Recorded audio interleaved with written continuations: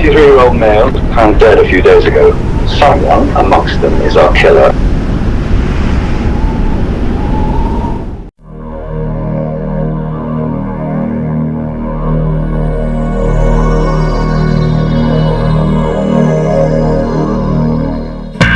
This is the story of a killer. A man so elusive he slipped from the law's grasp a half-dozen times. A chameleon, constantly changing identities, allowing him to kill across 3 different countries. Close on his trail, a global crime-fighting organization called Interpol.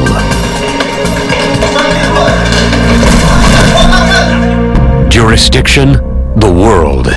When crimes are committed, an international organization unites police officers to deliver justice. Interpol investigates.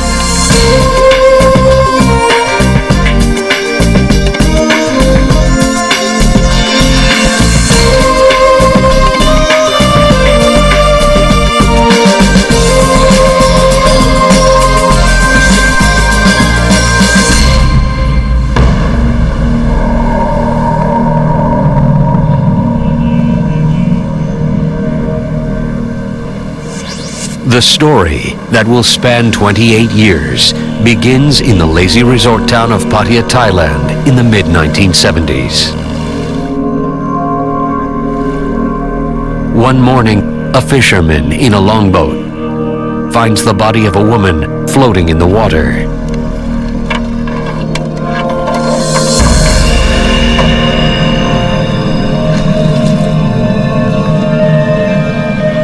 He alerts the Royal Thai police, who rush to the scene.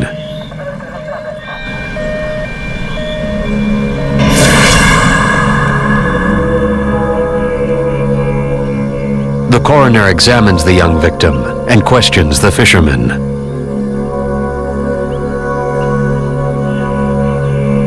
With no identification and no signs of foul play, the woman is most likely a Westerner who's had a swimming accident.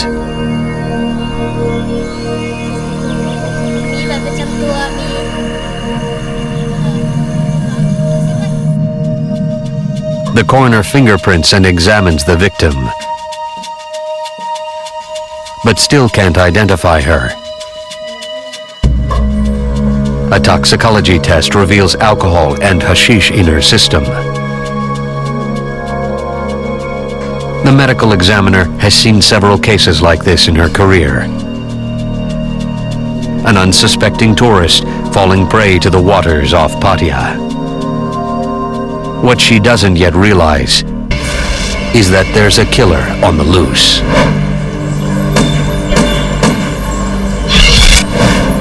The police canvass area hotels to see if anyone has reported a foreigner missing.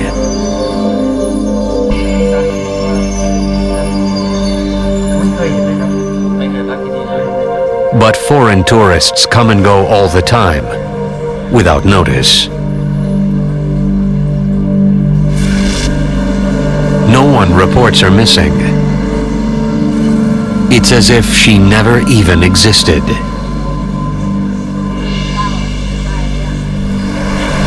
And after 2 months, another discovery grabs the attention of the Royal Thai Police.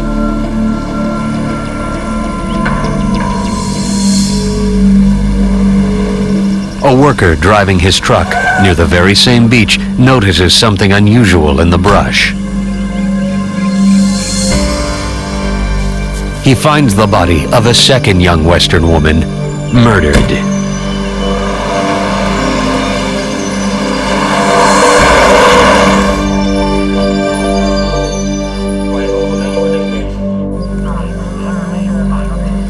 Police comb the area, but find few clues. She's a young woman, perhaps a student on an overseas vacation, but she has no identification. No purse, no wallet, no passport. Police don't connect her to the earlier victim. In the beginning, there was no alarm raised over this. Covering the 2 deaths, reporter Alan Dawson. People didn't really correlate for a while the appearance of one body and then another. But one person paying attention is Sampol Sutamai, a lieutenant colonel in the Thai Police Department and also the head of Interpol in Thailand. The similarities of the cases don't catch his eye. The differences do. They were both found near the ocean, but the conditions of the bodies were different. The police report stated that the second woman was murdered, deliberately drowned. This discovery raises doubts about the first young woman. Perhaps her death was no accident either. A sinister pattern of anonymous female victims could be developing. John Imhoff, former director of Interpol's U.S. office. The Thai officials have a problem on their hands. They have dead bodies. They have no identification associated with them. They know they have an investigation that they have to pursue criminally. But one of the key steps to getting that started is the identification of the victim. The morgue releases pictures of the victims to the Bangkok Post. Tens of thousands in Southeast Asia start their day with this English-language newspaper. Police hope that one of those readers could provide a lead. But days later, the two women in the morgue remain unidentified. Pattaya, known as the Riviera of Thailand, caters to Westerners. Young men and women come here looking for a good time in a safe but exotic land. It's not a place you'd expect a killing spree. The young people were attracted to Thailand. They thought that it had so much to offer compared with their culture, and they would soak it all up. A popular travel route for young tourists unofficially begins in Pattaya. It leads through Thailand, India, and Nepal. Travelers come for a taste of Eastern philosophy and a ready supply of hashish and alcohol. But the relaxed atmosphere conveys a false sense of security. And this would make them especially vulnerable to the predators who were on the trail.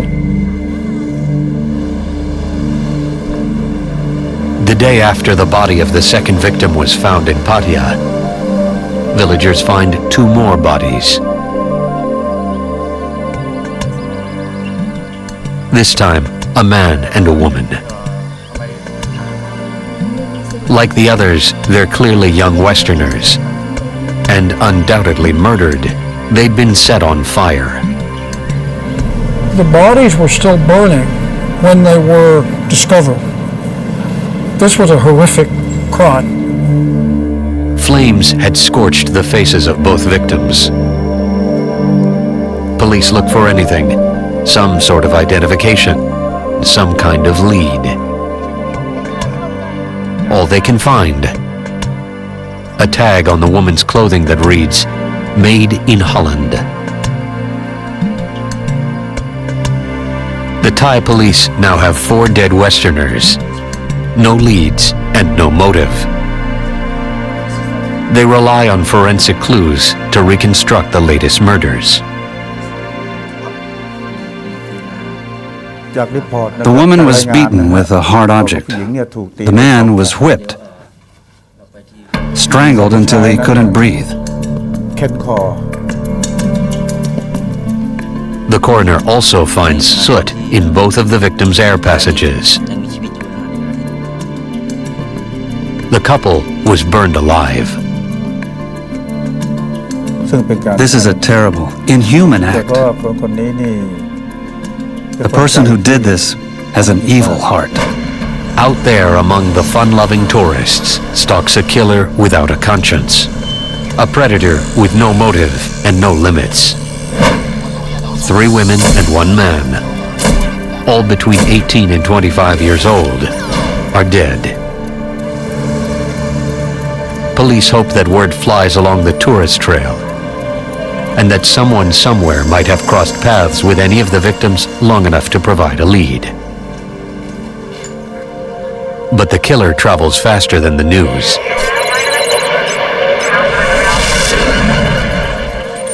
striking almost 1,400 miles away, at the end of the trail, in Kathmandu, Nepal. Both Nepal and Thailand recently joined Interpol. But the rudimentary communication between the countries fails to alert Nepalese officials that a killer is on the loose. Then, police discover 2 bodies outside Kathmandu. A pair of Nepalese boys stumble upon the grisly scene. An unforgettable sight for both the children and the investigators.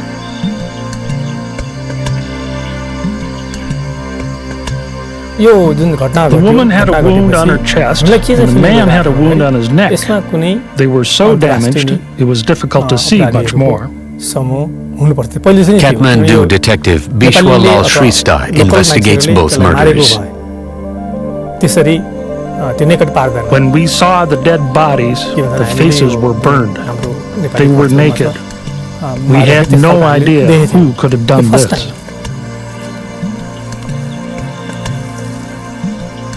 Securing the crime scene, the police turn the boys back.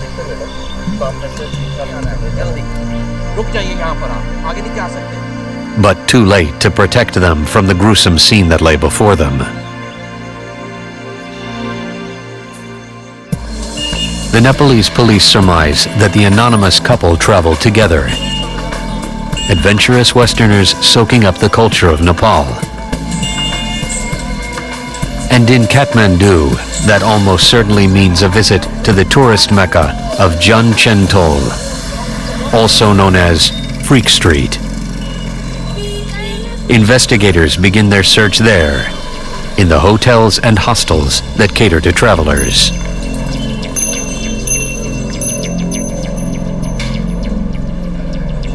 At one lodge, a clerk remembers that a pair of the guests had not returned for several days. Their names, Pierre Beaumont and Vanessa Wilson.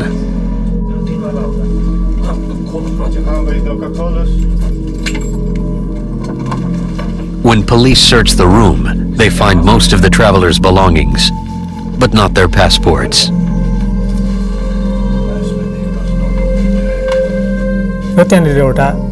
We also found a diary. We found the name Alain Gauthier from Bangkok written inside it. Guests in the room next door come by when they hear the police activity. Can you identify these 2 people first, please? Concerned about the missing couple, they tell police everything they can.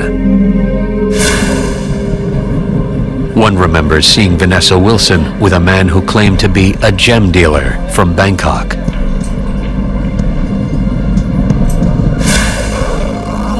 The police ask the travelers' friends to come to the morgue. They identify the bodies of Pierre Beaumont and Vanessa Wilson. The body count now grows to 6. But the 2 police departments still aren't in communication. What will it take for Interpol to stop this serial killer? In the Far East, police find 6 young Westerners murdered under similar circumstances 1,400 miles apart. As separate investigations continue in Thailand and Nepal, police don't realize they're chasing the same man, Charles Sobhraj. Interpol is trailing Sobhraj for crimes in India. John Imhoff, former director of Interpol's U.S. office.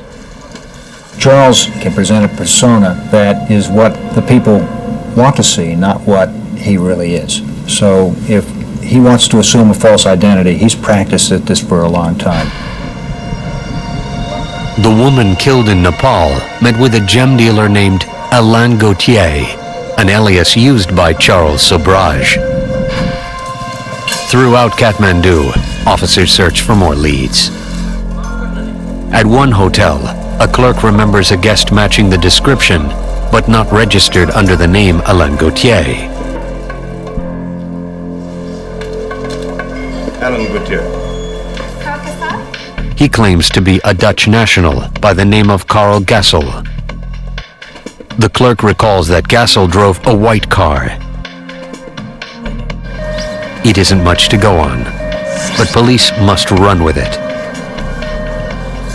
They search throughout Kathmandu, setting up checkpoints, stopping dozens of cars, and interviewing the occupants.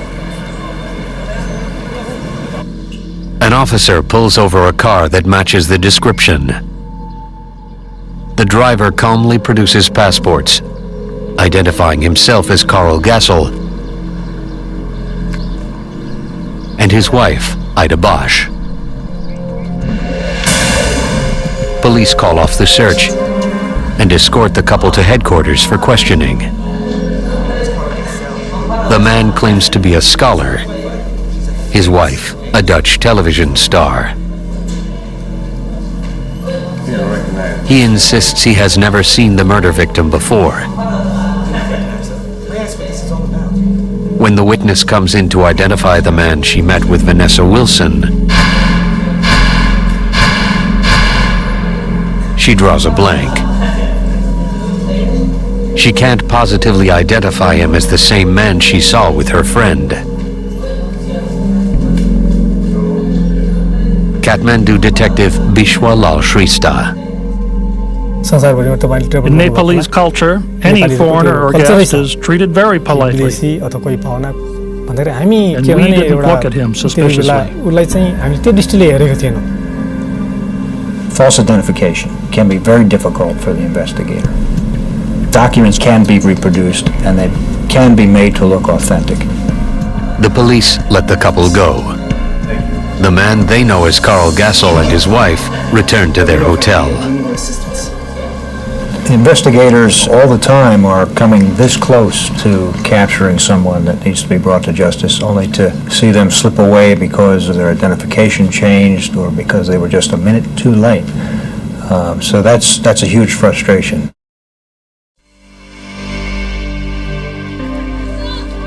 Days later, a Kathmandu policeman takes a statement from a witness who saw a white car near where the bodies were found. Amazingly, she remembers the license plate number. It matches the plate on Karl Gassel's car. And then hard evidence. Police find 2 arrival cards for the victim, Pierre Beaumont. The signatures don't match. A handwriting expert determines that the second card shares characteristics with Karl Gassel's signature. And it was dated December 24th. The same day Pierre Beaumont's corpse rolled into the coroner's office. The police conclude that the man they know as Gassel had left the country and re-entered Nepal using the dead man's passport. The cool, calm professor was a cold, calculating liar. Police now have a case against the man they think is Gassel. They hurry to make the arrest. But it's too late. Gassel and Ida Bosch are gone.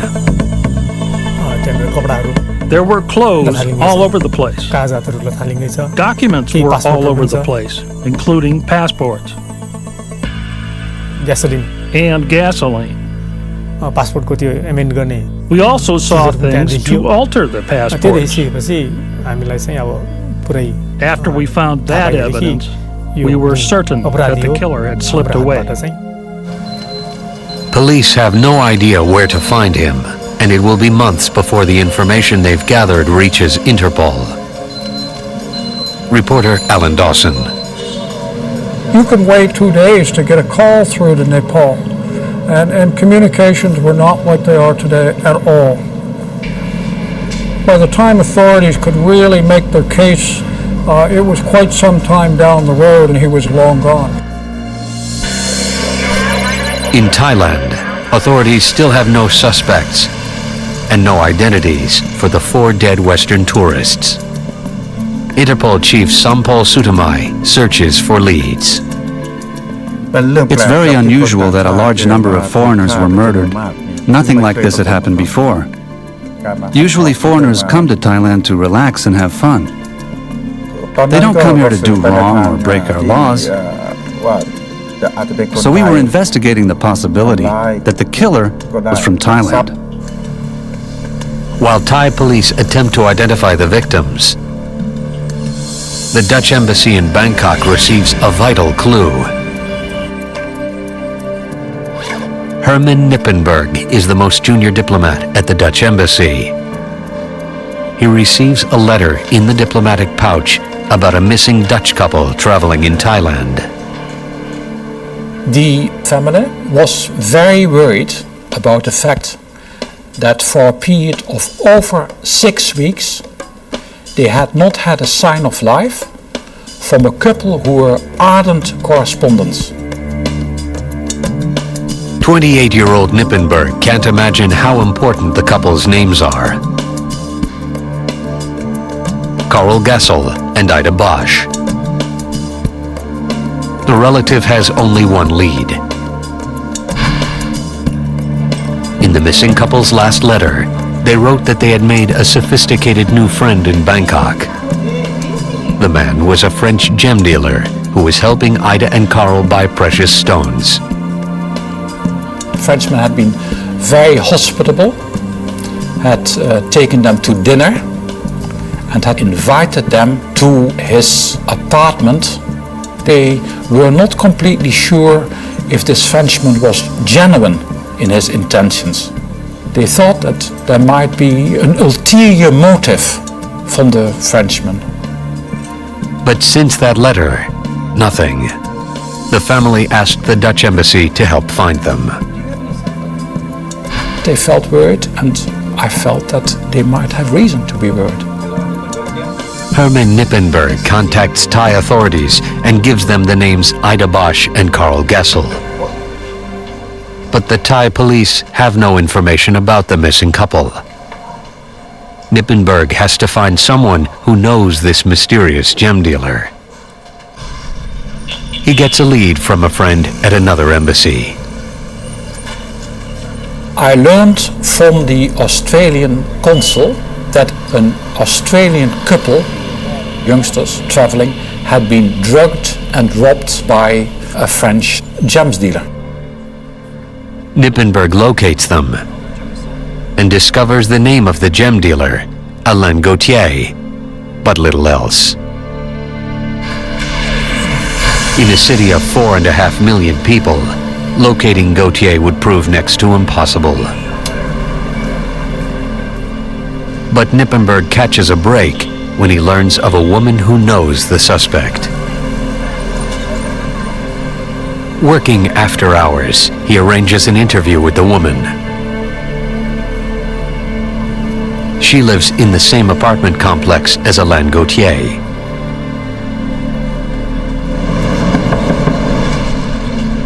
Her name is Nadine Gir. She tells an extraordinary story about a devious and ruthless killer. Several months earlier, Nadine met a French-Canadian woman named Marie Leclerc, who moved into the building with her husband, Alain Gauthier. Marie told Nadine that Gauthier was extremely possessive and would probably kill her if she ever tried to leave. When Nadine expressed concern, Marie told her that she was joking. Nadine soon learned otherwise. My informants told me that Gauthier was an extremely dangerous person. He was also charming and lured young foreigners into his apartment. Nippenberg learns about one guest who got sick, left with Gauthier, and never returned. People had a way of disappearing from the Alain Gauthier apartment. They suddenly went on trips from which they never returned, leaving their jewelry and bags and passports behind. Nadine soon learned he had two willing accomplices. A.J. Chowdhury had earned a chilling reputation.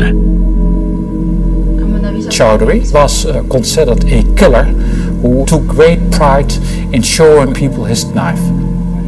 Marie Leclerc cultivated more subtle skills. She had a great knowledge of pharmaceutical things. She could inject people. She was considered the poisoner of the three. And then Nippenberg got the best news yet. Nadine had actually met the missing Dutch couple, Karl Gessel and Ida Bosch. And significantly, while they were buying gems from Alain, the couple fell suddenly ill. Not long after that, Gauthier and A.J. Chowdhury whisked the sick Dutch couple away.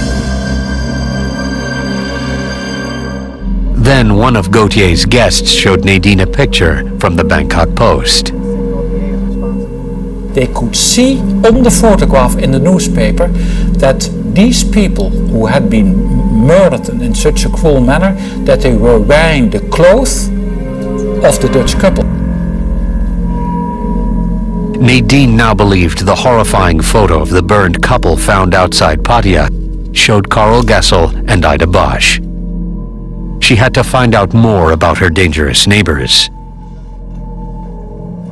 With Gauthier and his two accomplices on a trip to Nepal, Nadine entered their apartment.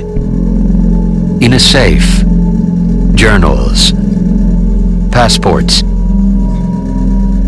jewelry.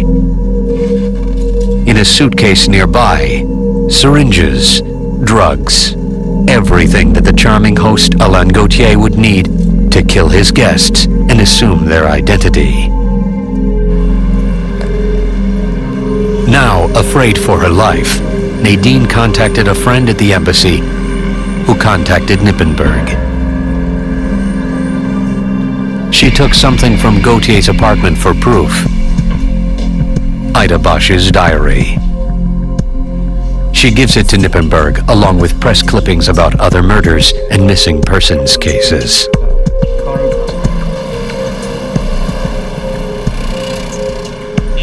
Nippenberg reads the articles, and as he looks over the headline about the murder outside of Bangkok, he has a recollection. The thing which had stuck in my mind was that the female had worn a t-shirt with a label in it, "Made in Holland." Although not a police officer, Nippenberg finds himself in a position familiar to many investigators. Circumstantial evidence points him toward a solution. But he needs concrete proof. He gets that from the dental records of Karl Gessel and Ida Bosch. I just entered the morgue, and suddenly, from one of the corners of the room, came this voice which said, "Mr. Knippenberg, I found it. It's them." And at that moment I knew that our worst fears were becoming reality, and that it was the young Dutch couple which had been murdered. While Thai police search for the killer Charles Sobhraj, he assumes the identity of Karl Gessel and the alias Alain Gauthier to escape murder charges in Nepal. But police in two countries have not made the connection.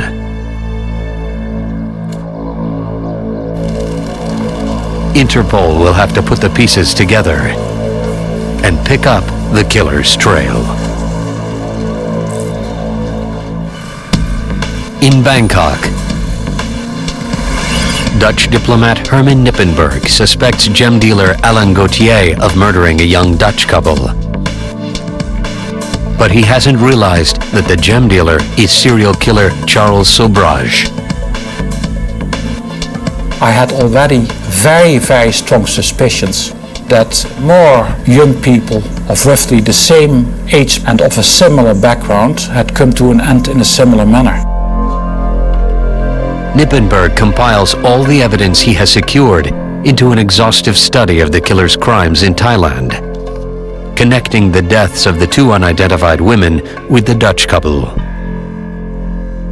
His research uncovers the unsolved murders in Kathmandu. I also saw press reports coming out of Nepal which described exactly the same operational method. Vicious killings followed by burnings with gasoline in Nepal. Knippenberg submits his report to the police, who take it very seriously. The Thai police and an undercover squad raid Alain Gauthier's apartment.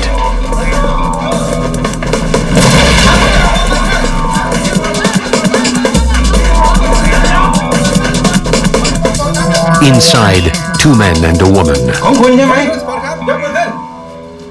me get it. Hold on. The woman's name, Marie Leclerc. She has a valid passport. With her, A.J. Chowdhury. Papers in order. Steve Watson. I don't know where he's at. Sobhraj produces an American passport. Now he is calling himself Steve Watson. The police bring them to the station for questioning. They also confiscate the apartment safe.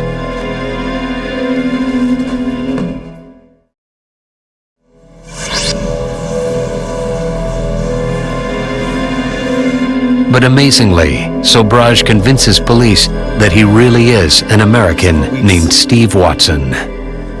And authorities cannot refute his phony passport on the spot. John Emhoff, former director of Interpol's U.S. office, explains why. Every document can be replicated, and if he is sufficiently skilled or he knows the right people who are sufficiently skilled to help him prepare an authentic-looking U.S. passport, there's no reason why the Thai officials would question that.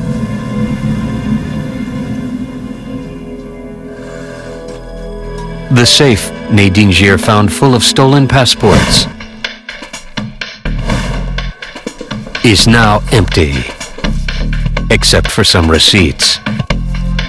No evidence, no case. And for the police, no choice. They hold the trio's passports, but have to let the suspects go free. When the police stated to me there had been no proof of their criminal activities, I was of course quite flabbergasted. I could not stand idly by and have a group of completely innocent young people be slaughtered without anybody lifting a finger. But Knippenberg had also delivered his file to Interpol's National Central Bureau in Bangkok. Chief of Interpol, Sampol Sutamai, now knows more about this elusive killer's true nature. I understood from the beginning he had to commit more crimes. He has a true criminal nature. He doesn't care anything about other people. He only looks after himself. No one in Thailand knows the killer's real name, but Interpol follows close on his trail.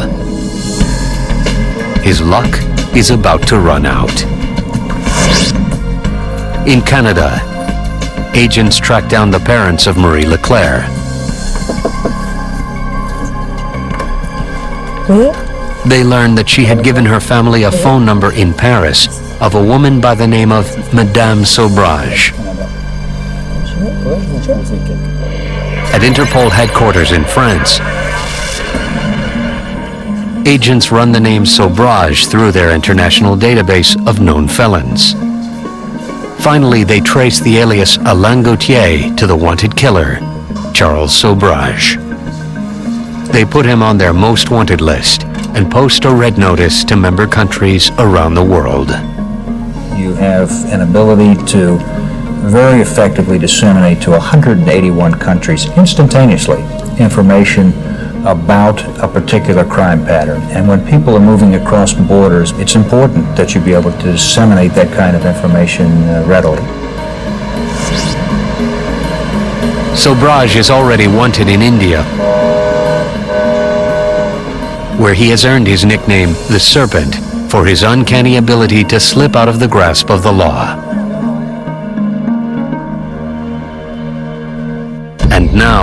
the Serpent slithers away again.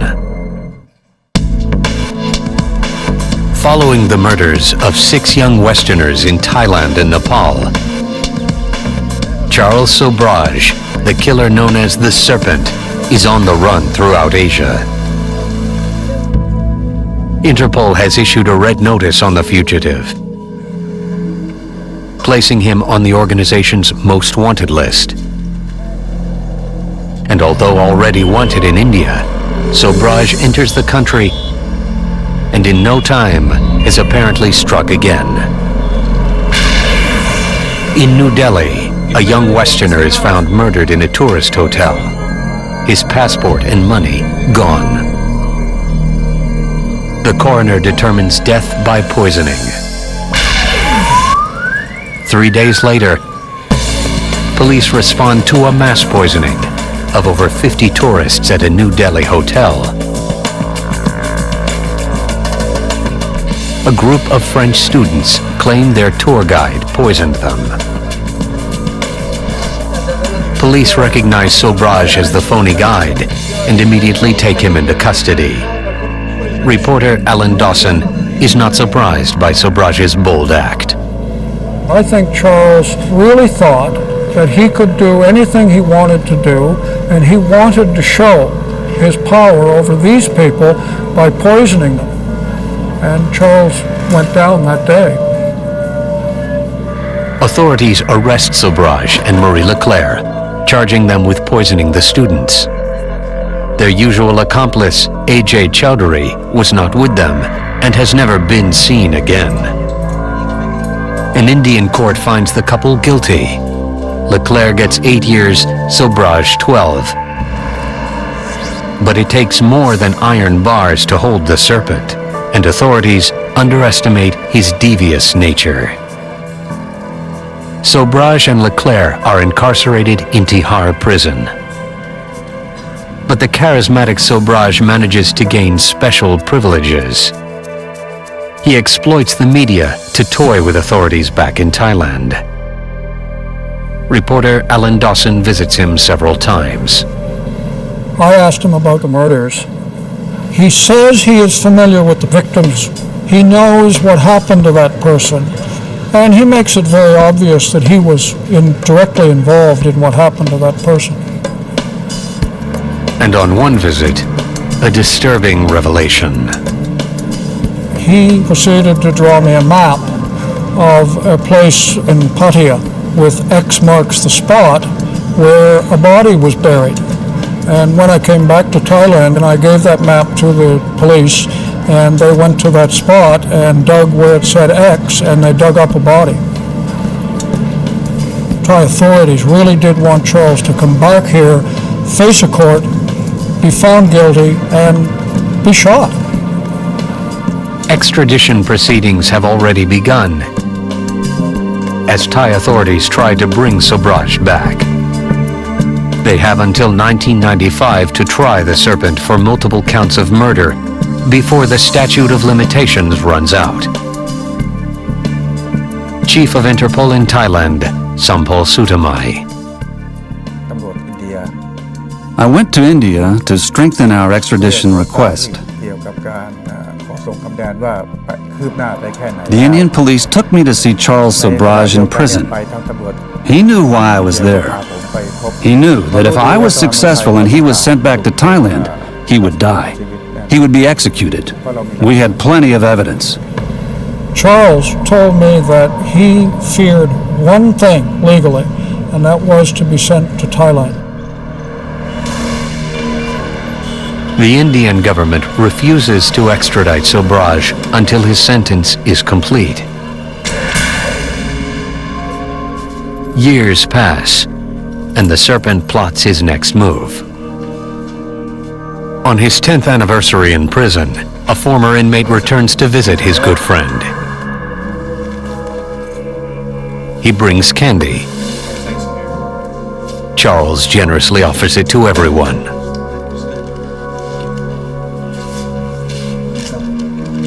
Within the hour, prisoners and guards pass out.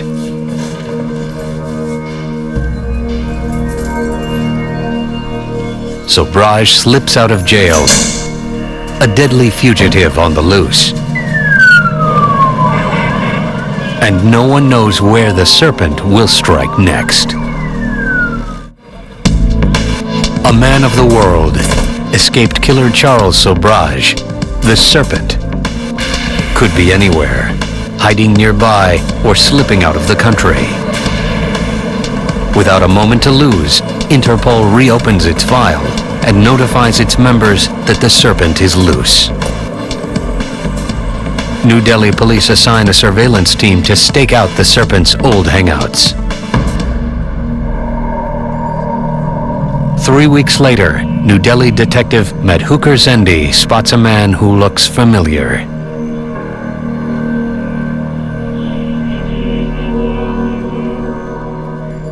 Then I focused on him. I realized that he looked like Sobhraj. My heart started pounding. It seems too easy. How can a man famous for eluding the law be so careless?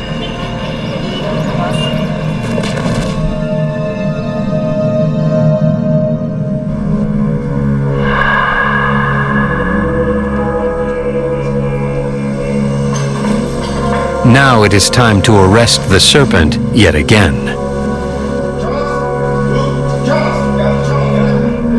The agents make their move.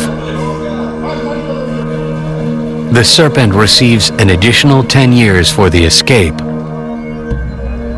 but it's exactly what he wants.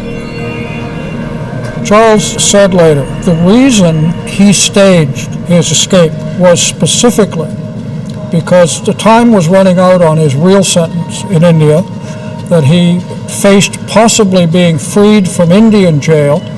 Thailand had filed his extradition, but that if he escaped from jail in India, that he would not be extradited to Thailand. And that's exactly what happens. India will not extradite a criminal still serving a sentence. While Sobhraj does the additional jail time in India, the statute of limitations runs out on his crimes in Thailand. When his sentence is up, he'll be a free man, even free to kill again.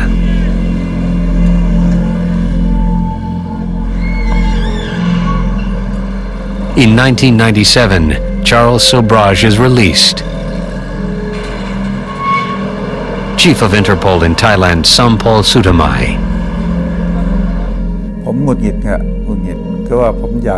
I was very angry. I wanted him to be tried and punished for his crimes in Thailand. He killed a lot of people here. His old accomplice is gone. Marie Leclerc died of cancer in 1984. But Charles Sobhraj is never tried for the murders of the two people who were found burned to death outside of Kathmandu.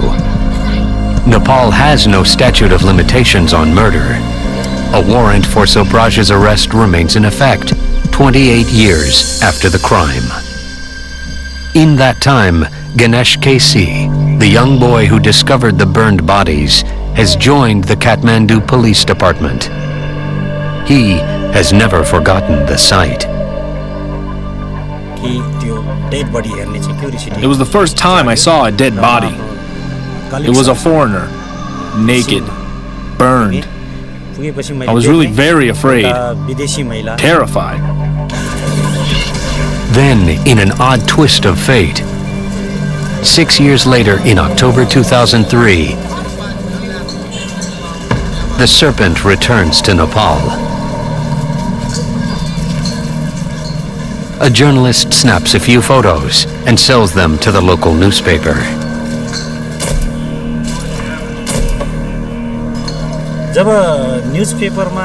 We couldn't believe that Sobhraj would come here, so we called the paper. They said we're certain it's him. 2 days later, as Sobhraj enters a casino in Kathmandu, Ganesh and his men arrest him. I was delighted because I thought that this might give another opportunity to find justice for the two butch victims. Nepalese investigator Bishwa Lal Shrestha hopes his patience will be rewarded. We people of law, we believe that justice may be delayed, but it should never be denied. Justice shouldn't die. Sobhraj denies he had anything to do with the murders. And justice might still prove elusive. Ganesh KC and the police in Nepal have a difficult task, reconstructing a case almost 30 years old. They turn to Interpol.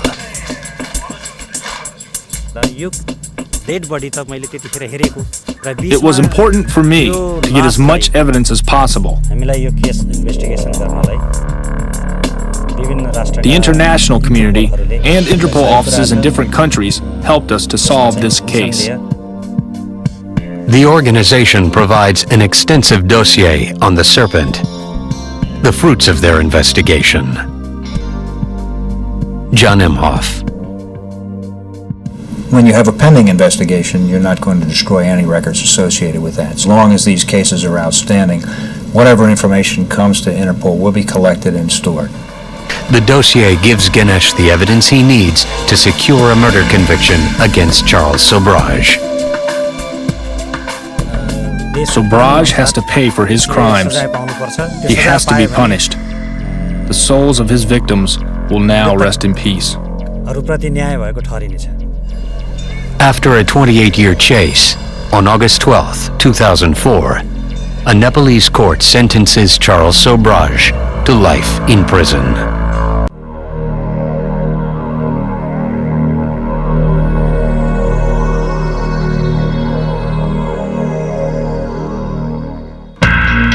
A father and daughter disappear on a ski holiday. A drowned man surfaces in the sea.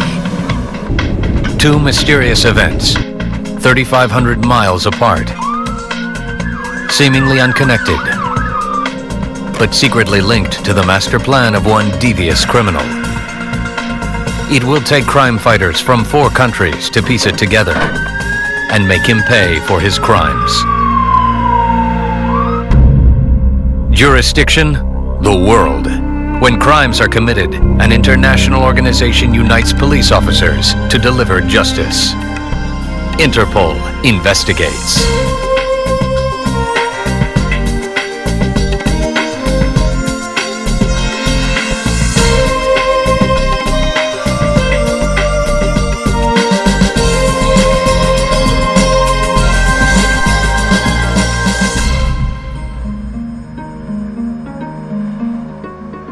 December 1990.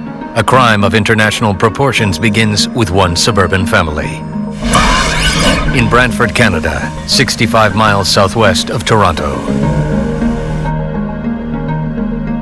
Barbara Walker allows her 15-year-old daughter to spend the holidays skiing with her ex-husband in Switzerland, where both father and daughter vanish without a trace.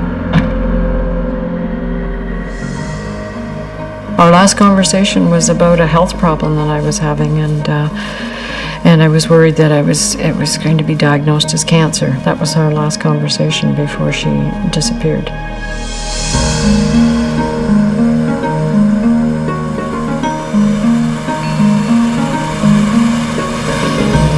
The holidays pass, and her ex-husband and daughter do not return.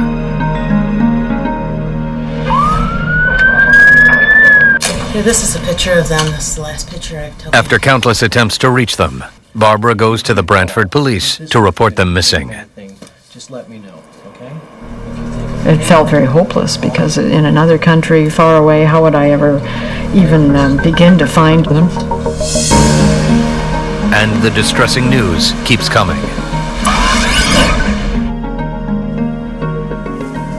Over $700,000 has vanished from the accounts of Walker Financial Services, the company owned by Barbara's ex-husband, Albert. For more than 10 years, Walker Financial has invested millions of dollars in savings and retirement accounts for its clients. The offices were besieged with phone calls, and then people who came down, I'm given to understand. Reporter Bill Schiller from the Toronto Star newspaper. There was a sense of panic because people had invested their life savings, and some of them, quite frankly, were rather elderly, and this represented everything that they had been able to save in life. Canadian investigators determined that Albert Walker made credit card purchases in Switzerland and never used his return tickets from Zurich. They notify Interpol.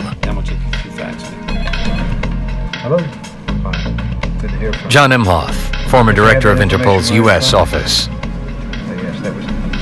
All an officer has to do is call and establish for the Interpol Bureau in Ottawa that he is a law enforcement officer and that he needs assistance in the matter, and Interpol can act on it. Interpol issues an international missing persons report called a Yellow Notice for Albert and Amanda Walker. They'll stay on the case until father and daughter are found.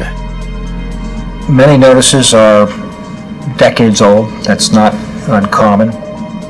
But Interpol will be there to render its assistance, that is, keep that notice pending as long as the investigator needs Interpol to pursue a matter. Only Interpol can connect what happens 3,500 miles away off the southern coast of Devon, England.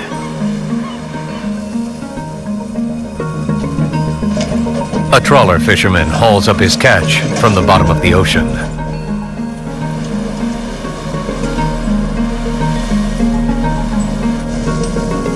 He is shocked to find, entangled in his nets, a human body.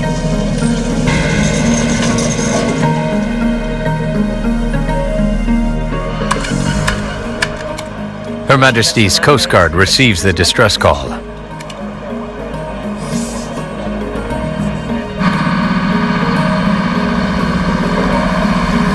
They escort the boat back to Brixham Harbor.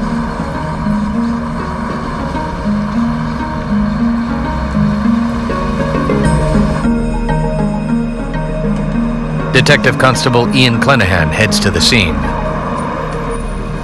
He expects the victim to be a young man who had disappeared off the coast a week earlier in a boating accident. His body at that stage hadn't been recovered, and it was certainly a consideration that the body that had been trawled up by the fishing boat could have been, at that stage, the body of this young lad. But the facts don't quite add up. I went onto the boat and found a male body. It was fully clothed. The victim seems older, and his body looks to have been in the ocean for some time. I found that there was no identification on him. Pockets were pulled out of the trousers. Detective Clenahan wonders if this could be a robbery victim. But the dead man still wears what appears to be a Rolex watch. We didn't know whether it was a genuine Rolex or whether it was, of course, a fake. Either way, the watch could provide a clue. I examined the wristwatch on the boat and noted that the time had stopped at 11:35 and the date window on the watch was showing the number 22. Clenahan also notices a blurred, star-shaped tattoo on the victim's hand. When the medical examiner arrives, Detective Clenahan points out a deep gash on the back of the victim's head.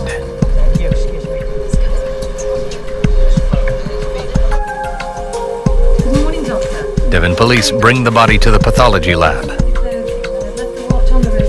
The first order of business, raising fingerprints.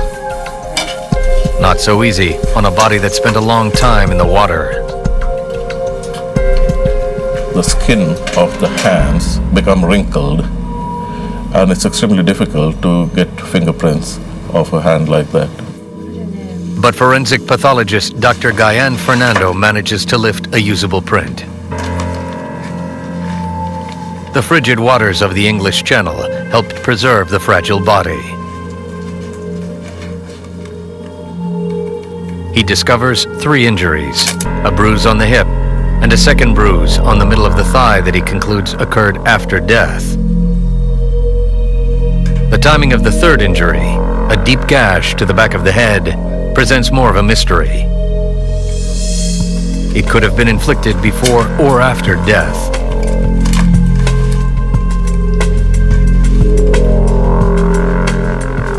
But the lungs clearly indicate that this man died from drowning.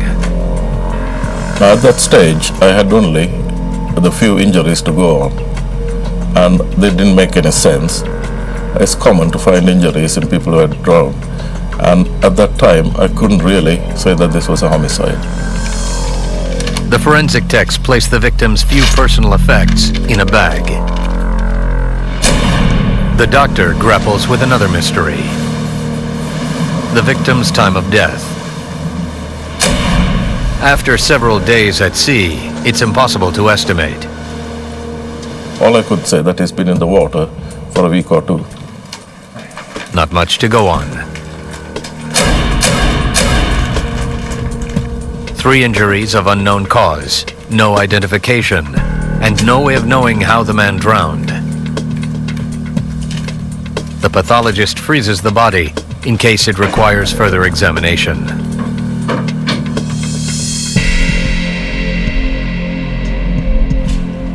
Devon authorities run the fingerprints through their database of known criminals. They find no match.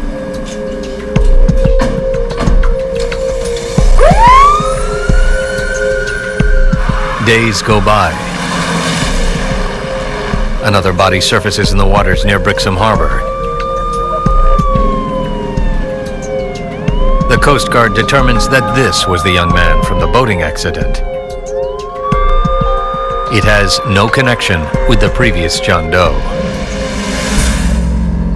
The first body lying in the morgue remains a mystery that demands a solution. What we have to do is try our utmost to identify who the dead person was and to find out how exactly that person came to die. Clenahan learns that the victim's Rolex watch might hold the answer. Rolex keeps records for each of its timepieces. If the owner ever had it serviced, the company would have his name on file. Investigators send the watch to Rolex headquarters in Kent, England.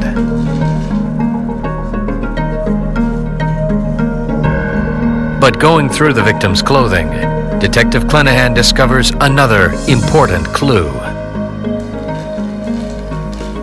And in amongst those clothing, we found that a lot of the labels originated from Canadian manufacturers.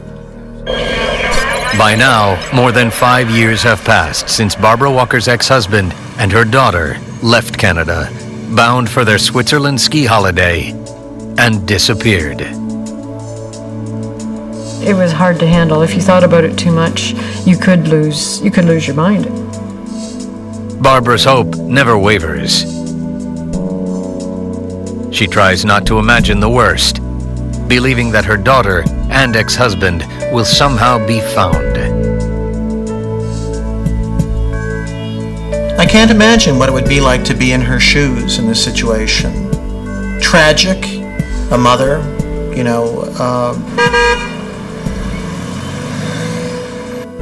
I imagine that it would be very difficult. 2 cases on 2 continents. A desperate family tragedy. And a body pulled from the sea. Seemingly unrelated. But investigators will soon find them linked to a large and cunning criminal plot. 2 random tragedies, or so it seems. In Canada, a father takes his daughter on holiday to Europe, and they never return. In England, a fisherman pulls a dead man from the sea. Eventually, authorities will connect them and reveal the mastermind behind it all. But for now, investigators work them as separate cases, counting on timing, luck, and thorough detective work.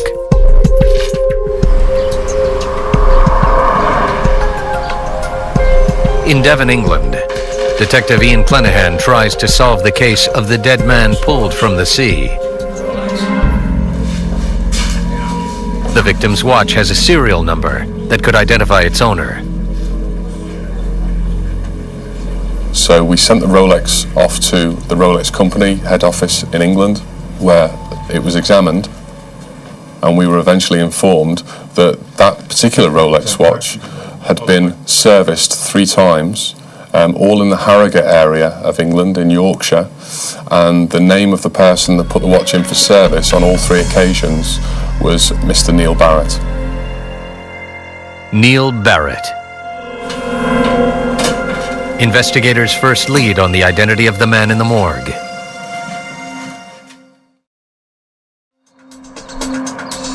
His last known address was in Chelmsford, northwest of London, and a 5-hour drive from Devon. Detective Clenahan asks a colleague there to help out. So my role was to go to Chelmsford and establish if anyone there knew the chap. Detective Sergeant Peter Redman finds Barrett's rental house empty and calls upon Barrett's landlord.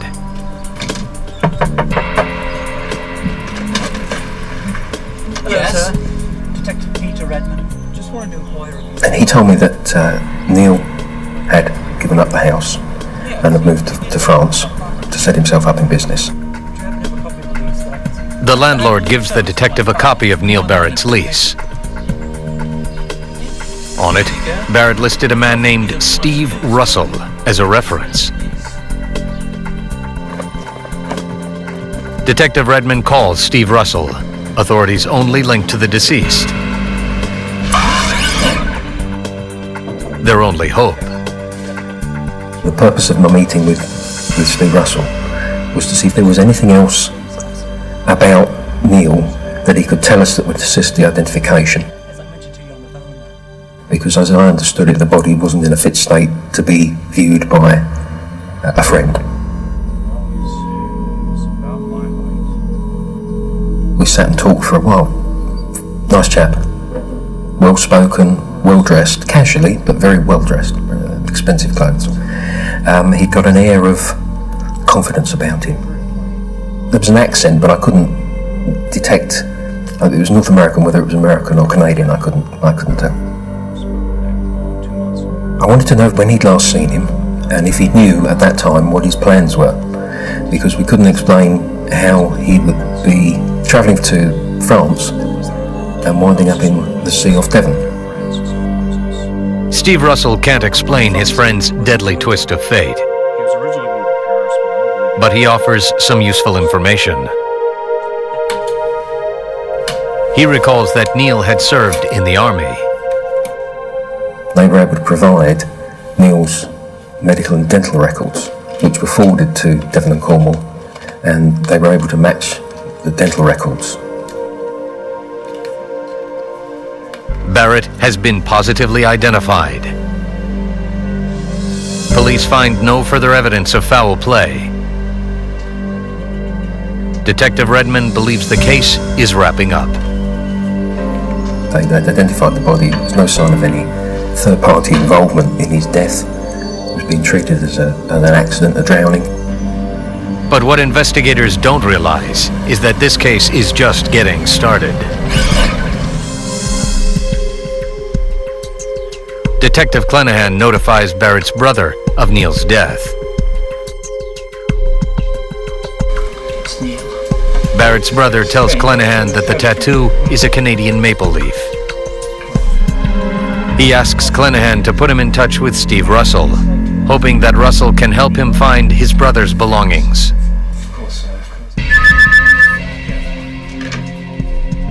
Clenahan calls on Detective Peter Redman again to ask him to visit Russell in the small farming village where he lives. In rural England, houses often have no street addresses. Instead, they're given names. At first, Detective Redmond can't locate it. I found the two houses, neither of which had got names on them. So I took pot luck and I called it, as it turned out, the neighbours. I said who I was and that I was looking for Steve Russell. And he said, "Oh no, Neil Barrett lives there." And I'm thinking straight away, something's not right here. That's the name of the man who's dead in Devon. About how long have they lived next door to you? Redmond learns what the neighbors know about this other Neil Barrett. He discovers an uncanny similarity between Neil Barrett and Steve Russell.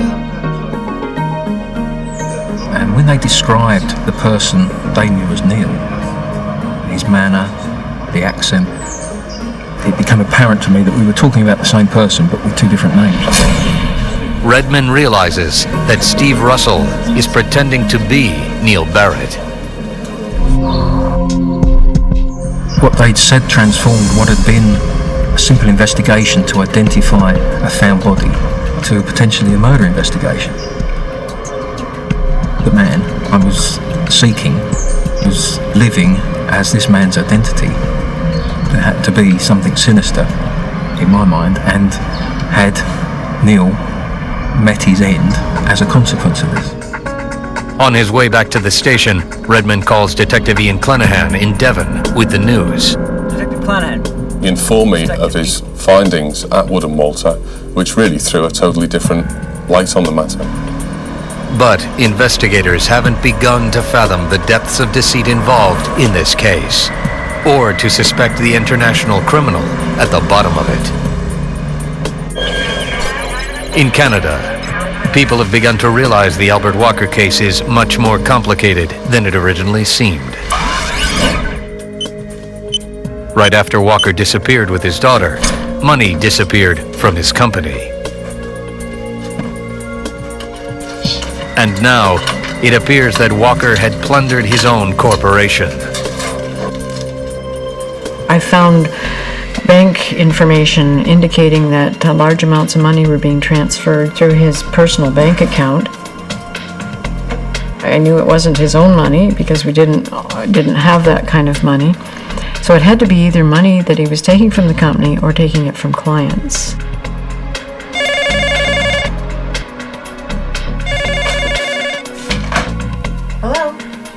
He had left his wife to deal with the clients who are obviously extremely upset. It was a shock to people that someone like this, who seemed to be righteous and good and charming and generous, could actually disappear and leave people high and dry without their life savings. Canadian police charge Walker with 19 counts of theft, fraud, and money laundering. They request that Interpol issue a red notice for Albert Walker. He will rise to number 4 on Interpol's most wanted list. The red notice is like an electronic version of the wanted notice that we used to see in the post office. Interpol will send that out to 181 countries so that if this subject comes to their attention, they can take steps to see that he's apprehended and returned to face justice in Canada. But Walker will be very hard to locate. When he left Canada, he shed his identity.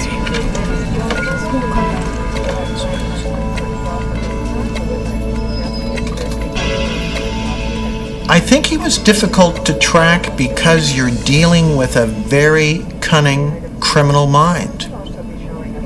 Mr. Walker was not a deeply intelligent man. He was not an intellectual.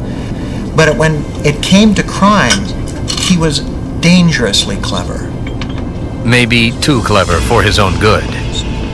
Because now, Albert Walker has the full force of Interpol gunning for him. That leaves him with no place to hide. Off the coast of Devon, England, an anonymous dead body is pulled from the sea.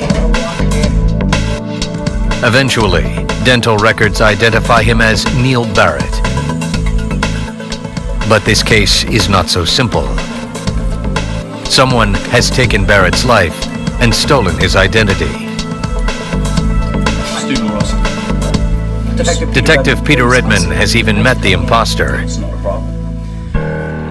He introduced himself as Steve Russell.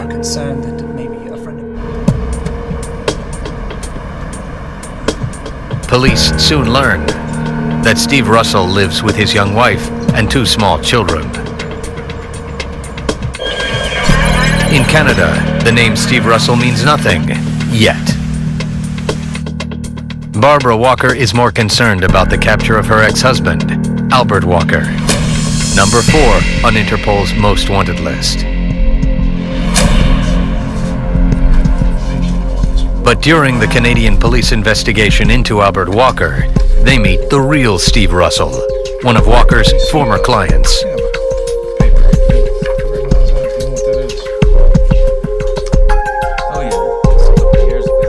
He told the police that he had gone to Mr. Walker for a loan. Mr. Walker said that he would be able to facilitate that. And in doing so, he said, he would need his birth certificate. With that one slip of paper, an experienced criminal can steal an identity. He needed another identity, and Mr. Walker did just that.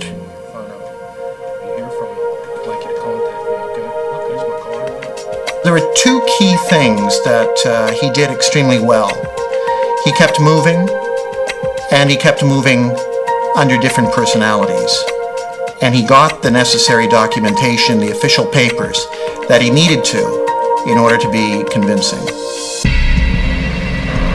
Using Steve Russell's identity, Albert Walker starts a new life in England. 3 years later, fearful that Canadian investigators will catch up with him, he takes on yet another identity, Neil Barrett. We started over the next few weeks to investigate the house, and we checked on all the utilities, the gas, the electric, the water. And we found that all of these items were registered in the name of Neil Barrett. Both of them.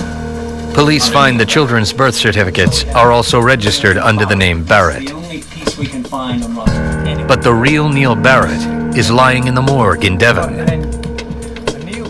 He has no wife and lived alone. If these aren't the...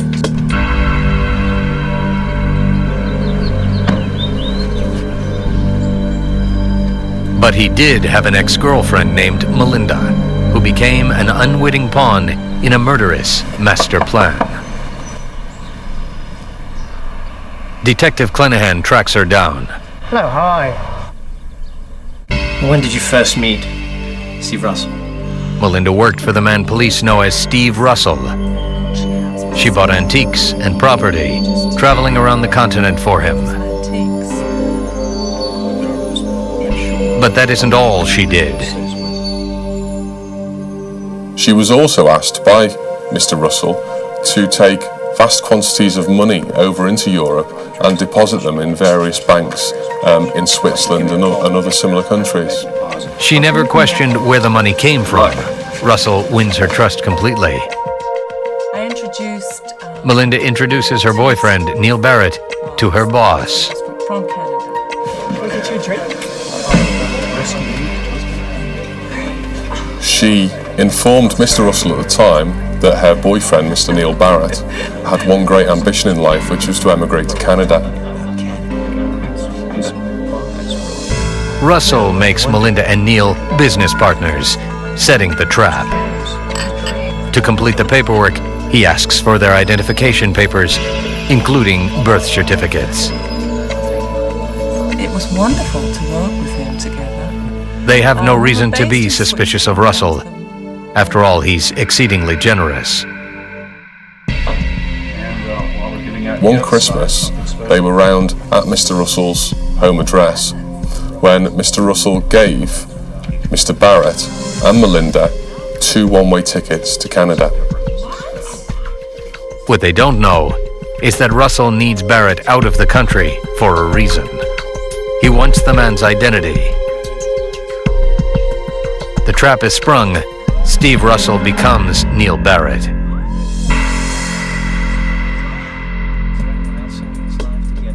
But things don't quite work out as planned. Neil and Melinda break up. Melinda moves back home.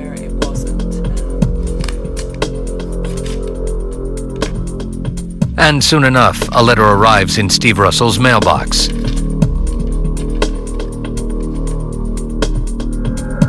Neil Barrett has decided to come home as well.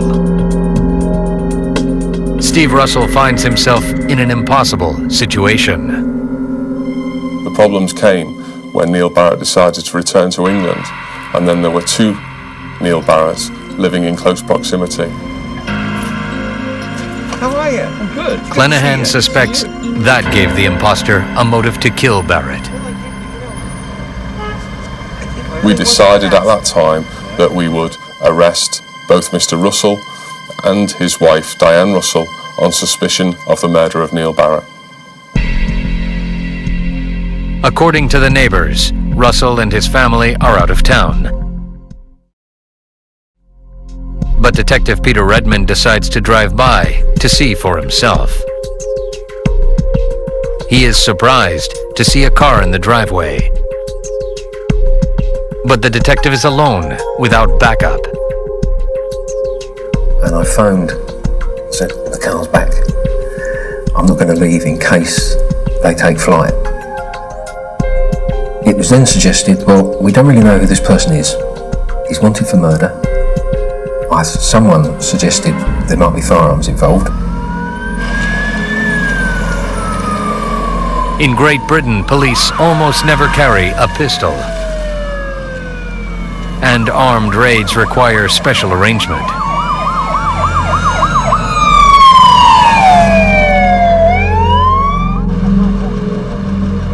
Redmond is told to sit tight until headquarters can mount an operation.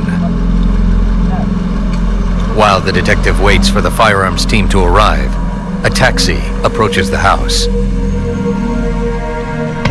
And the man he knows as Steve Russell gets in. With or without backup, Redmond cannot let the suspect slip from his grasp. So I decided to follow it and to get it stopped. Redmond is alone and unarmed. He can only pursue his mark and hope that backup will arrive before it's too late.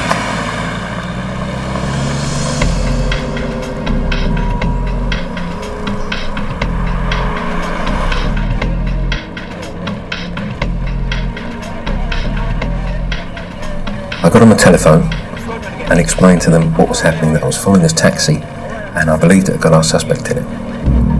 So they frantically tried to get the armed response vehicle, which in fact was some distance behind me, to catch us up.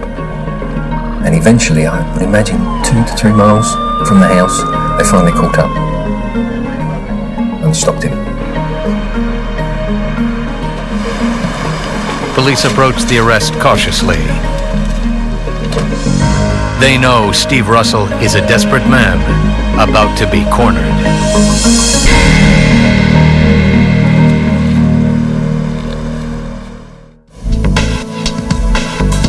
In England, a fishing boat snares a dead body. Police discover that a man named Steve Russell has stolen the dead man's identity. They arrest him on suspicion of murder.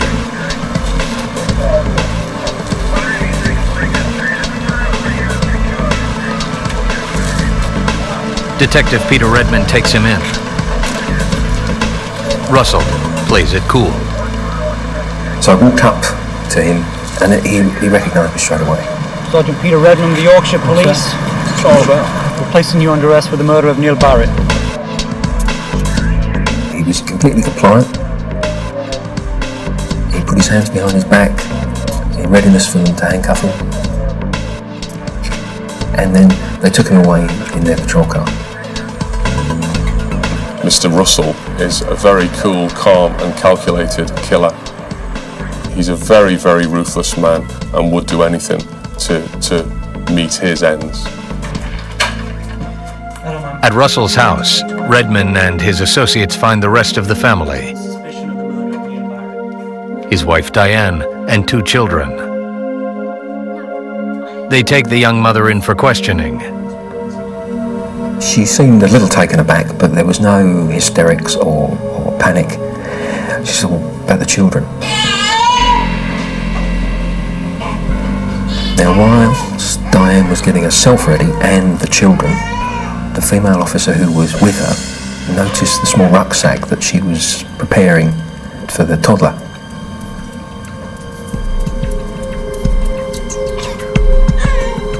And said, "Wait a minute, what have you got in there?"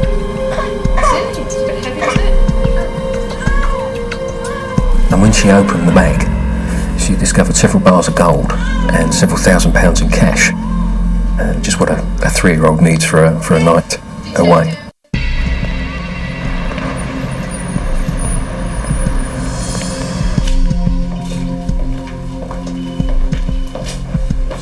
The man at the center of the mystery won't cooperate. Just got a couple of questions. It's very difficult to give someone an opinion of a person who answers no comment to every question they're answered. I have no comment on that. No comment. But he appeared to me to be a very calm, very calculated person, very sure of himself. How long? Police questioned Diane Russell separately.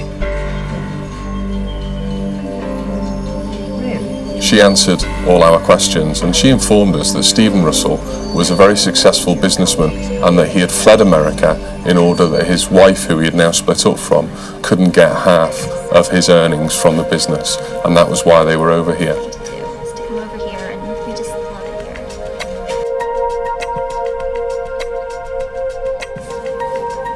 The police search Russell's house, hoping to find evidence to turn their suspicions to proof.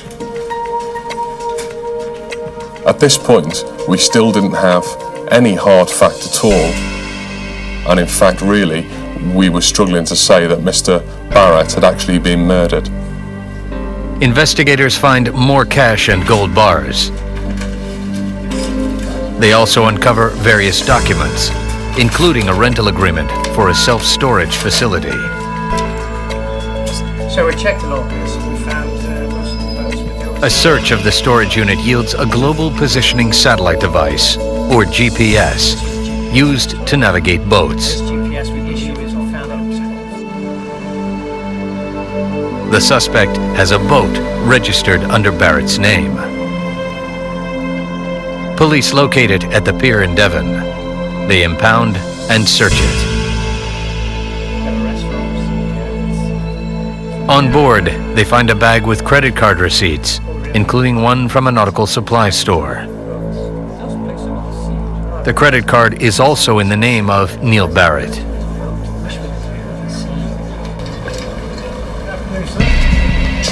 Police question the owner of the nautical supply store. He tells them that the receipt is for an anchor. He recalls the customer insisted on buying the anchor even when told it was too small for his boat.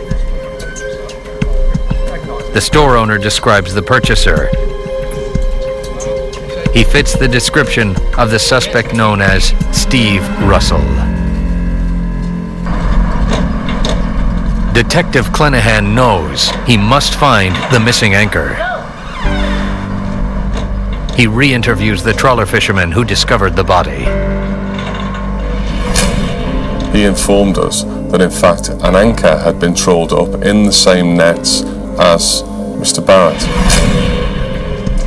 The fisherman had forgotten all about it. He was, after all, focused on the discovery of the body. Clenahan knows the anchor could provide crucial evidence of murder. Pathologist Guyan Fernando has frozen the victim's remains. When the police bring the anchor to the morgue, He can re-examine the body in light of this new evidence. Dr. Fernando determines that the bruises on the thigh and the hip seem consistent with the anchor's shape. He concludes that the killer used the anchor to weigh the body down. And immediately, the police and myself thought this must have been hooked onto the belt. Yes. In here. Dr. Fernando believes the anchor pulled away from the body when it got caught up in the trawler's net. Might I see the belt, please? So we took the belt out and had a look. And where we thought the anchor must have been hooked, the belt showed definite evidence of twisting. They bring the belt and the anchor to the lab. The anchor is coated with zinc. Forensic investigators discover traces of zinc on the belt, providing the evidence they need to classify this death as a murder.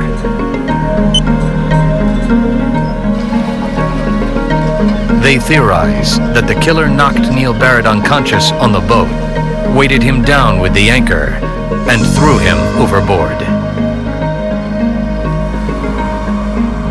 The police know a murder occurred.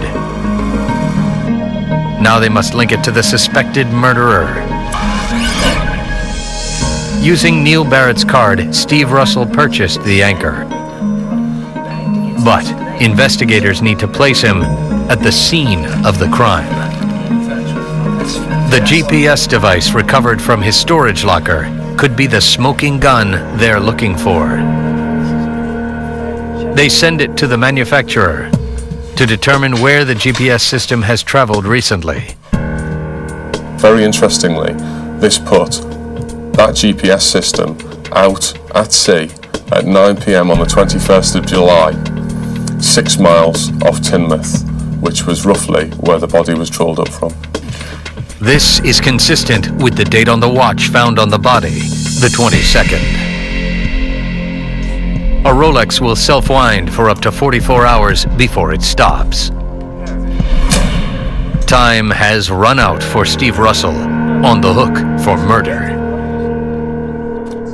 But he is not the man authorities think he is, and his crimes go far deeper than they ever imagined.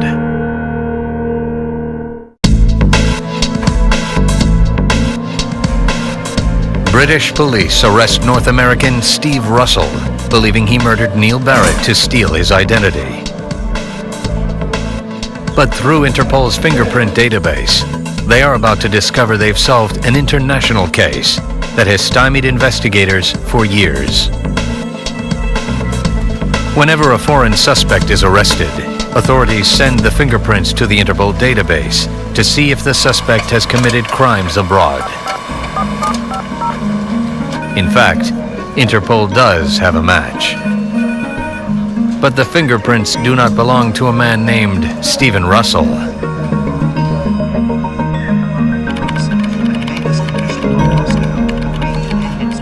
He is not the man authorities think he is. And his crimes go far deeper than they ever imagined. Within a few hours, a reply came back that in fact, Mr. Stephen Russell wasn't Stephen Russell, but was in fact Albert Johnson Walker, a man that featured very prominently on Interpol's most wanted list. Albert Walker, the same man who left Canada 6 years earlier to escape fraud charges. The same man who disappeared with his teenage daughter. We had caught the fourth most wanted man in the world. We were all obviously very thrilled. In Brantford, Canada, Barbara Walker has not seen her daughter in 6 years. Ever since her husband Albert disappeared with the young girl. Finally, she receives the call she has longed for. This is Detective Myers from the Ontario Provincial Police. I'm calling to inform you. My knees went weak. I thought this is unbelievable. They were saying that my daughter was found, that she was okay. And it was just after all those years of hoping, and it came out of the blue. British authorities uncover that the woman posing as Russell's wife is really Barbara Walker's kidnapped daughter. Number 6. An older man with a younger wife is not unusual, but an older man with a younger woman who, when you look closely, has got physical resemblances to him, then you start to think, I wonder what's going on here. This is a particularly difficult situation because you're talking about a child-parent relationship, and the concept of free will as we know it breaks down somewhat in that equation. Certainly you're a victim in that instance. His daughter came over them at 15 years of age. Mr. Walker was a very manipulative man. He manipulated many lives that he came across daily and ruined people's lives. It didn't matter whether it was a friend or family, he didn't care. Though many have speculated about the identity of the children's father, the paternity has never been revealed.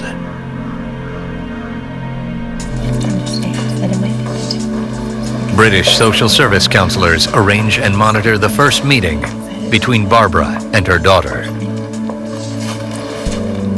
I was shaking when I went into the room, but it went well. It was awkward, of course, when you haven't spoken with someone in 6 years. We sort of had to reintroduce ourselves. It was when that spell was broken, the contact with her father was broken. She was then able to come forward and tell what had really happened. And it became apparent that she was not a suspect, she was a victim. In time, Amanda Walker agrees to testify against her father. Albert Walker will finally have to answer for the death of Neil Barrett. It seems like the perfect murder. And for all intents and purposes, he should have got away with it. The Rolex watch found on Barrett's body, the clue that gave police the dead man's identity, is where the case came together for police and unraveled for the con man. Had he even taken the watch off and thrown it perhaps 60 or 70 yards, just simply disengaged it from the body, he'd be a free man today. And were it not for Interpol, the identity of the murderer would have forever remained a mystery. The fingerprints were the key issue. I think had the fingerprints not identified him as Albert Walker, I don't think we would ever have found out who he was. In the end, thank God, Interpol were the people who put together the information, sent it to the United Kingdom, and the investigators finally knew who they were dealing with. Albert Walker is convicted of murder and sentenced to life in prison. Although finally brought to justice, Walker's ego will not allow him to be humbled. He was led away in the prison van when one of the prison officers mentioned my name to him. He replied, "Yeah, I know the man. Tall, scouser, not too bright. But I was brighter than Mr. Walker on this occasion." Albert Walker is serving a life sentence in England. He still faces 37 charges of fraud in Canada.